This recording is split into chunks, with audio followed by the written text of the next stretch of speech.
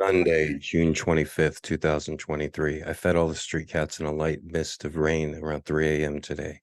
There were a few leftovers from Saturday night yelling and screaming in the background, and a few cop cars were driving around. I seem to always see recently a cop car driving with his lights off and sometimes his headlights off. It's very suspicious. And if you think a cop is acting suspicious, they're probably up to something. I don't care what the cops or criminals do as long as they leave me and my cats alone. I don't plan on living in this neighborhood forever. One day, hopefully soon, I'm going to get up, all my cats, get a bunch of cat cages, get all my cats in traps, move me and my entire colony to a nice green piece of land. Like a thief in the night, they won't even notice I'm gone.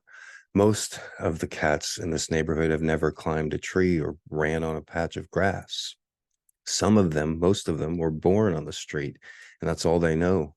After I was done feeding my regular colony, I took a little break, waited for the sun to start to peek out, and then I went down the street and fed PK, Mama Kitty, and checked on Mama Kitty's 4 kittens. All 4 kittens were safe and sound. I brought Mama Kitty a full can of Friskies, and she slow blinked me. Her 4 kittens are at least 3.5 weeks old, but they're still so tiny. The kittens, just like all the street cats, spend the majority of the day hiding from people, cars, and the brutal Hawaii sun. Just like every street cat who has been on the streets for any amount of time, they will eventually develop cataracts because of the sun. The ones that have been on the street their whole life eventually go blind due to the sun. I feel this thing, my cat feeding operation, is a breaking point in my life. I needed to be here. I was supposed to be here. If I had never moved to this ghetto apartment 4.5 years ago, the street cats would still be here. They'd just be in a much worse shape and super hungry every day. I've seen enough poverty in my life, and I have enough material to last a lifetime for a writer. The most boring people in the world and the worst storytellers were born rich, raised rich, and lived their whole lives rich.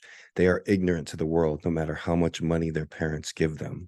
The personal stories of wealthy people are ridiculous and usually not very interesting. They don't think straight. The really rich, the richer they are, the more ignorant too.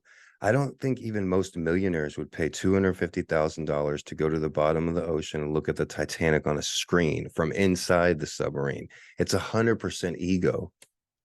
The sub's pilot could have easily taken them down 10 feet and just played a little video of the Titanic wreckage on the screen. What's the difference? Ego. Ego is the difference. The billionaires, they want to believe that they're better than everyone else because they have more money and they want to believe that they deserve it. But deep down, they know they're nothing special. In reality, they couldn't even compete with a badass like me. I've lived in an incredible, exciting, and adventurous life, but I didn't have to pay for it with anything except hard work, courage, blood, sweat, and tears. The Coast Guard knew the sub had exploded on Sunday, but they didn't tell the public until Thursday.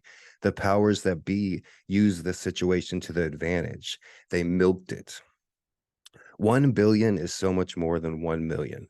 It's too much money to spend.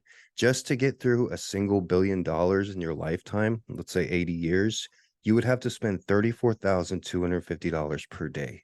Can you spend 35,000 per day every day for 80 years? It'd be kind of hard. You'd have to come up with new ways to spend money, like maybe going down to the bottom of the ocean, paying $500,000 for you and your son can look at the Titanic wreckage.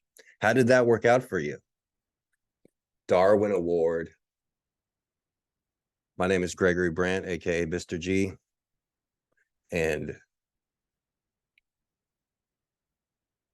that's me.